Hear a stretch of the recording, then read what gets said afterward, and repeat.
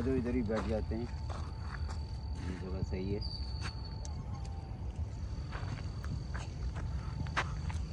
इधर बैठ जाते हैं।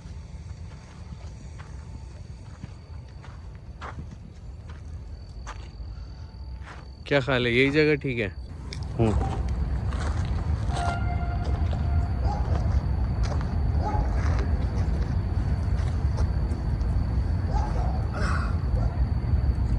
ठीक है भाई, जिस तरह से यार हम लोगों ने सोचा था कि हम जो है हकीकत पर मबनी बात करेंगे और कोशिश करेंगे कि हम हमारे जो भी बात करें उसका सबूत हो गया। तो कौन शुरू कर रहा है, मैं पहले शुरू करूँ?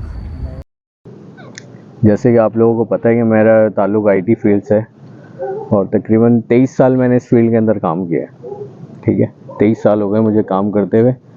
और ये जहाँ का मैं आपको वाक़या सुना रहा हूँ ना, मैंने सबसे ज़्यादा इस 23 सालों में इस कंपनी के अंदर काम किया था 8 साल। बाकी एक जगह मैंने 6 साल भी काम किया, कहीं 3 साल भी काम किया। तो इस तरह से मैंने अपने 23 साल गुजारे इस फील्ड में।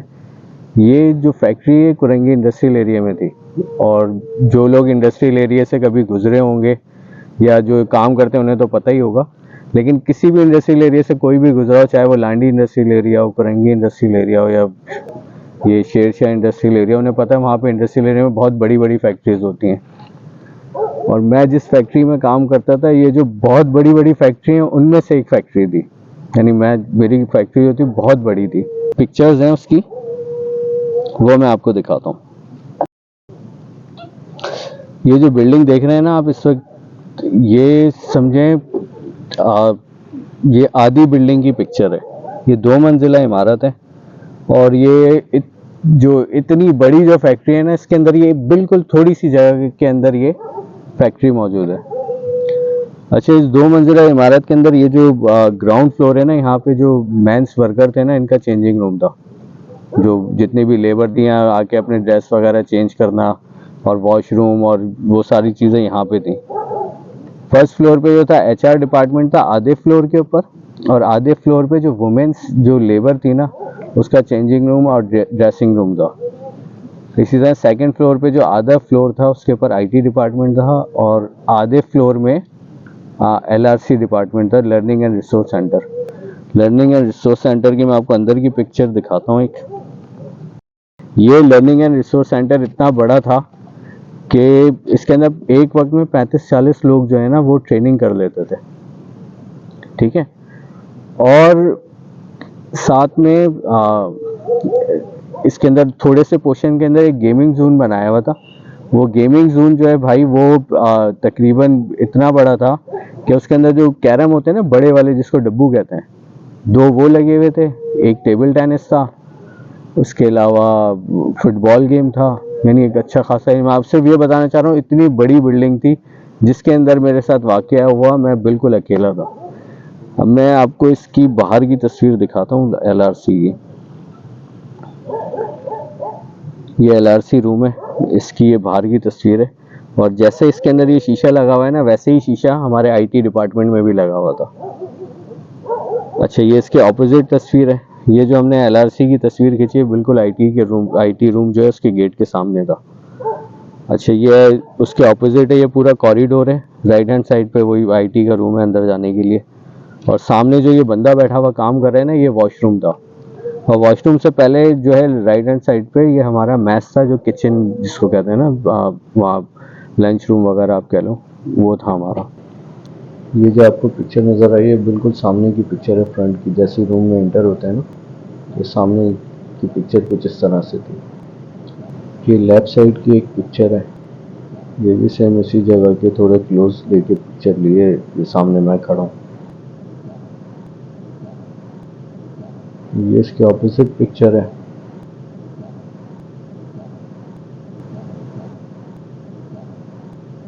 और ये आखिरी पिक्चर जो दरवाजे की तरफ की है, बस ये आखिर में जो सोफ़ा नज़र आ रहा है ना आपको, बेटी है बस आगे। अच्छा भाई, हुआ यूं कि हमारा प्रोग्राम बना। पहले मैं आपको इसके बाहर की भी तस्वीरें दिखा दूँ। तो ये जो है हमारी जो बिल्डिंग है, जहाँ पे आईटी है हमारा डिपार्टमेंट, इस बिल्डिंग से बाहर की तस्वीर है एक। और ये उसके ऑपोजिट, अब आप देख लें कितनी बड़ी फैक्ट्री और कितनी बड़ी जगह है, इससे आपको अंदाज़ा हो जाएगा।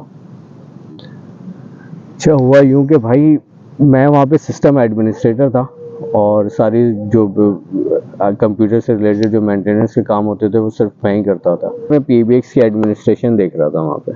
मेरे साथ जो छोटे मोटे काम थे या जो एक्सटेंशन वगैरह से रिलेटेड कोई मसला आते थे उसके लिए मेरे पास एक लाइनमैन था जो मेरी हेल्प करता था, वही सारे जाके मसले यूज़र एंड के सॉल्व करता था। मुझे तकरीबन यहाँ पे उस वक्त 4-5 साल हो गए थे। तो जो पीबीएक्स से एक केबल निकल के आती है, जो उसका एक बॉक्स होता है उसमें आके लगती है, वो उसको एमडीएफ कहते हैं। सारी केबलें जो ना पीबीएक्स से निकल के वहाँ टर्मिनेट होती हैं, वहाँ से फिर आगे जाती हैं। तो वो जो वहाँ जो केबलें टर्मिनेट हो रही थी ना, वो बड़ी मिसहैप्स थी, यानी बड़ा एक जंजाल पूरा जो होता है ना वो बना हुआ था। तो मैंने अपने टेक्नीशियन को बोला, भाई आपने जो है ना इसको सही करना है, ये मुझे बहुत बुरा लग रहा है। तो अनप्रोफेशनल चीज़ें बड़ी बुरी लग रही होती थी। उसने कहा हमें इसके लिए डाउन टाइम चाहिए होगा। तो डाउन टाइम के लिए जो है ना बड़ा मुश्किल होता था, क्योंकि फैक्ट्री हमारी 24 घंटे चलती थी 24/7। तो डाउन टाइम कैसे लें हम? भाई हफ्ते की रात को जो है प्लांट की मेंटेनेंस का काम शुरू हुआ। वहाँ पे प्लांट की मेंटेनेंस होनी थी, उसी वक्त हमने फ़ायदा उठाया और हमने कहा यार हम अपना भी पीबीएक्स का काम कर लेते हैं। अच्छा, जो वहाँ लेबर है ना उसको मिलता था ओवर टाइम, और जो ऑफिस का स्टाफ था, जो ऑफिसर, एग्जीक्यूटिव या मैनेजर, असिस्टेंट मैनेजर कोई भी हो, उनको ओवर टाइम नहीं मिलता था। अगर वो ऑफ डेज में काम करेंगे ना तो उनको 500 रुपये मिलते थे उस वक्त। 2012-13 की बात है ये। 500 रुपये इंसेंटिव मिलता था। तो हमने डिसाइड किया कि हम 9 बजे काम शुरू करेंगे रात को। अब मैं 9 बजे से पहले ऑफिस आया, तो वो दोनों, जो मेरा एक टेक्नीशियन था उसको रोका था मैंने, और जो हमारा ऑफिस का जो प्यून था ना उसको भी मैंने रोक लिया था कि छोटा मोटा कोई काम हो तो भाई हम उससे ले लें, चाय वाय पीनी हो, कोई और काम हो तो हम उससे ले लेंगे। वो खुद भी मुझे लड़का कहता था भाई, क्योंकि गरीब सा बंदा था, क्या यार आप लोग रुकते हो या आते हो यहाँ पे कोई काम होता है तो मुझे बुला लिया करो, मेरा ओवर टाइम बन जाएगा। तो इसलिए भी हम ख़ास तौर पे उसको बुला लेते थे। अच्छा, हमने रात को 9 बजे भाई काम शुरू करना था। हम 8:45 बजे वहाँ पहुँच गए।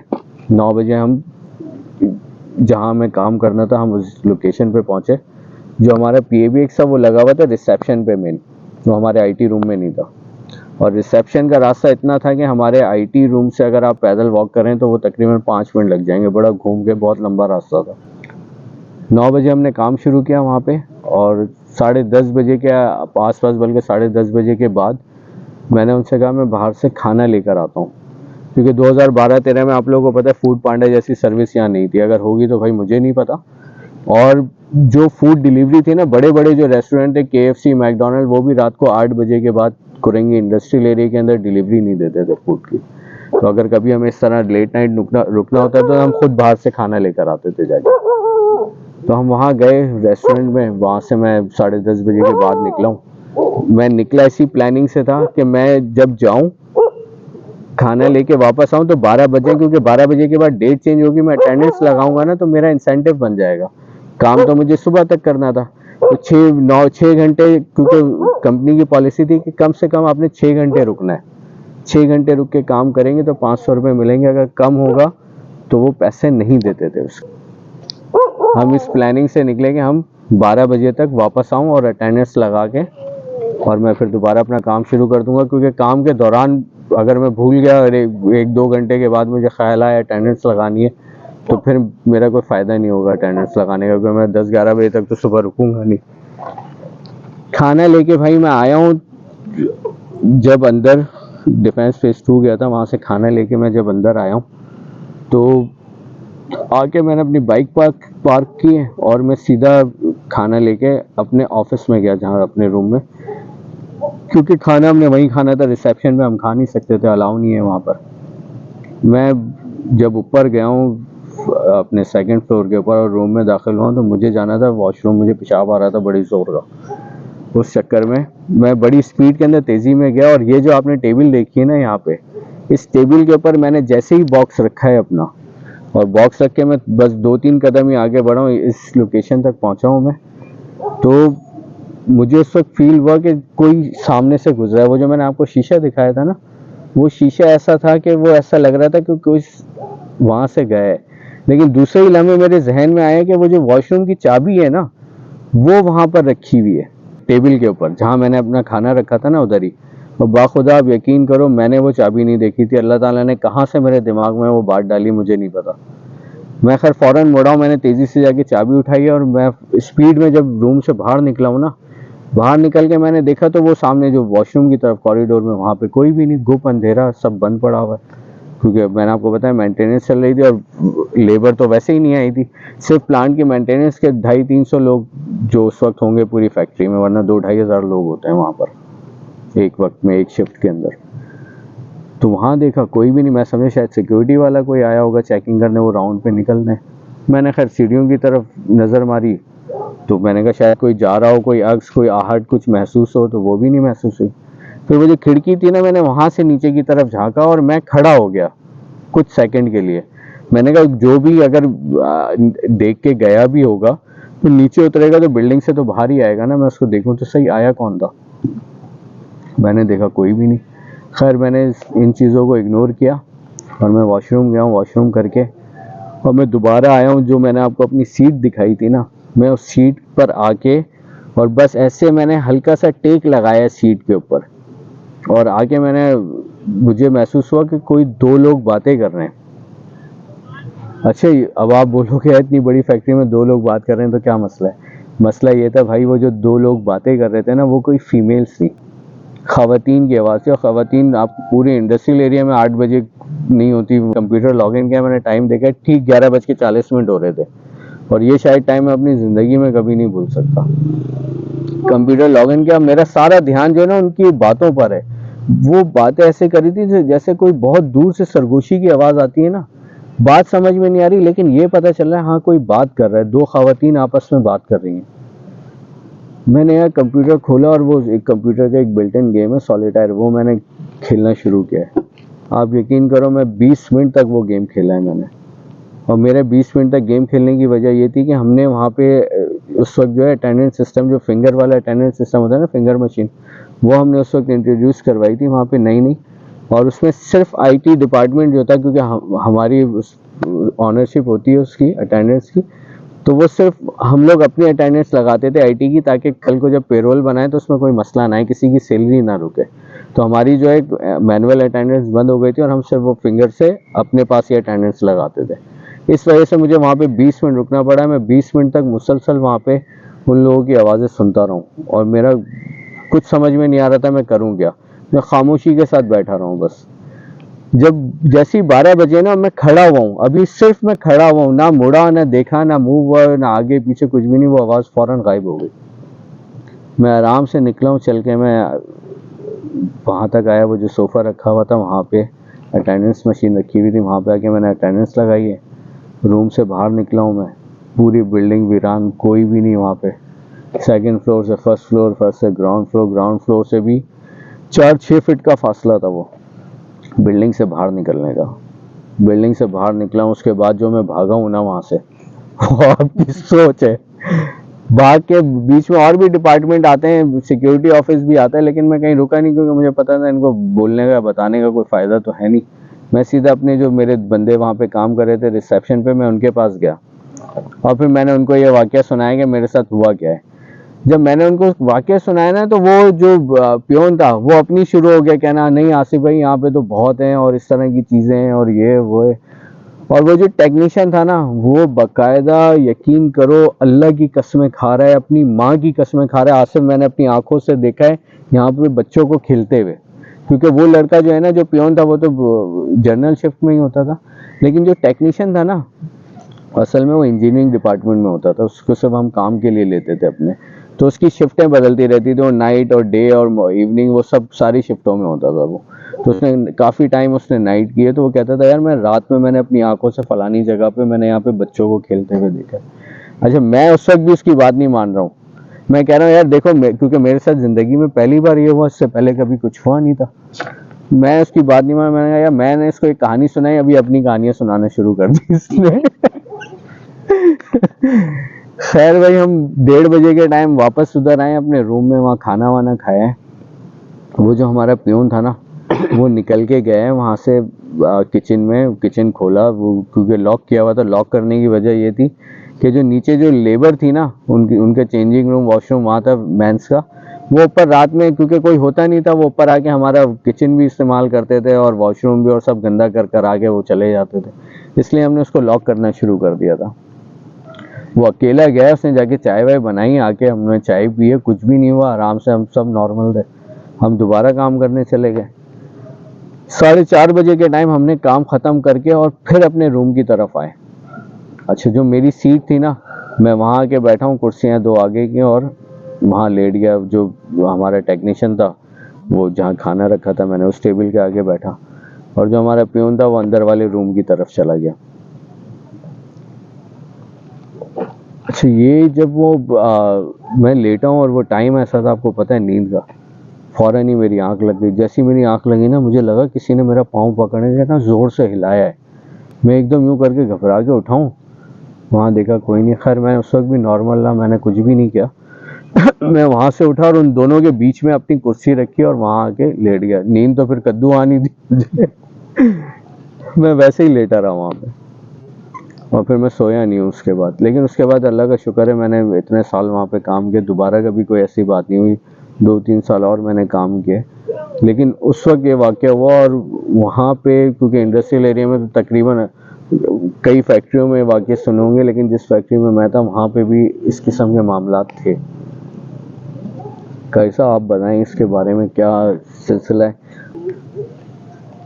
बोलें, आप क्या कहते हैं इसके बारे में कैसा? इस मसले में क्या ऐसी चीज़ों के वजूद वो जो मैं वहाँ पे जो मैंने चाबी को देखा, मैं आपको बताया, मैं कसम खा रहा हूँ, मैंने बाखुदा चाबी नहीं देखी थी। अल्लाह ताला ने कहाँ से मेरे दिमाग में वो बात डाली। हो सकता है वो चाबी मैं उस वक्त मेरे जहन में नहीं आती और मैं बाहर निकलता तो शायद माजरा कुछ और होता, क्योंकि जब वहाँ मैं किसी को नहीं पाता तो मेरी कंडीशन शायद कुछ और होती। मैं शायद घबरा जाता, डर जाता, या भागने की कोशिश करता।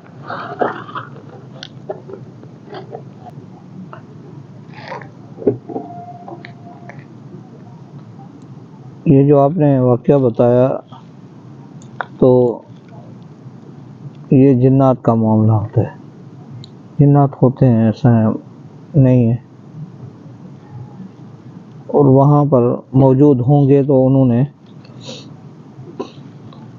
एक तो आपको ये महसूस कराया कि हम यहाँ मौजूद हैं, सही, ठीक है।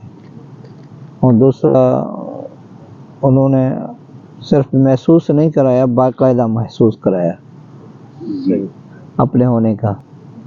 और वो अलग बात है कि आप इतने खौफज़दा नहीं हुए और ना ही इस चीज़ को अपने जहन पर हावी किया। और ऐसे मामलात में जो अपने जहन पर हावी कर लेते हैं वो बीमार भी पड़ जाते हैं, बाज़ औक़ात उसी टाइम बुखार आ जाता है। ठीक। और जितना अगर इस चीज़ को जहन से ना दूर करने की कोशिश करेंगे, टेंशन नहीं लेंगे, खौफज़दा नहीं होंगे, तो इस मामला से इंसान जो ना बआसानी गुज़र जाता है। उसके साथ मामलात नहीं होते। जो जितना जहन पे हैवी लेगा वो उतना उस पर हैवी भी होते हैं, और फिर बाज़ औक़ात उस पर उसके जिस्म पर कंट्रोल कर लेते हैं। सही। अच्छे और बुरे जिन्नात का भी वजूद होता है।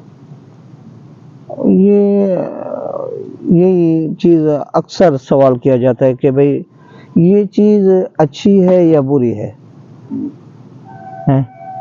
नेक जिन्नात जिन्हें कहा। नहीं, मैं कहता हूँ कि मेरा जो नज़रिया है, ये अच्छे हैं तब भी बुरे हैं, बुरे हैं तब भी बुरे हैं। बुरे तो हैं ही बुरे, यानी कि ये नुकसान भी पहुंचा सकते हैं। नुकसान भी पहुंचाते हैं और बाज़ औक़ात नहीं भी पहुंचाते हैं, मगर इनकी इंसान के साथ लगती है, ये इंसान को बर्दाश्त नहीं करते। ठीक है। जिस तरह से कहते हैं, हमने अपने पहले प्रोग्राम में हमने डिसाइड किया था कि हम हर वाक़ये के बाद कुरान की एक आयत और उसका तर्जुमा सुनाएंगे। तो मैं चाहूँगा, मैं इजाज़त आपसे लूँगा, मैं आपको सुनाऊँ। हाँ, सुनाओ। कुरान की आयत और उसका तर्जुमा। सूरह जिन आयत नंबर 1। अऊज़ु बिल्लाहि मिनश शैतानिर रजीम। बिस्मिल्लाहिर रहमानिर रहीम। क़ुल ऊहिया इलैया अन्नहु इस्तमअ नफ़रुम मिनल जिन्नि फ़क़ालू इन्ना समिअना क़ुरआनन अजबा ए पैगंबर, लोगों से कह दो कि मेरे पास वही आई है कि जिन्हों की एक जमात ने इस किताब को सुना तो कहने लगे कि हमने एक अजीब कुरान सुना। अगर मेरी ये वाक्य आपको अच्छा लगा हो तो प्लीज़ मेरे वीडियो को लाइक करें और मेरे चैनल को सब्सक्राइब करें। Thank you.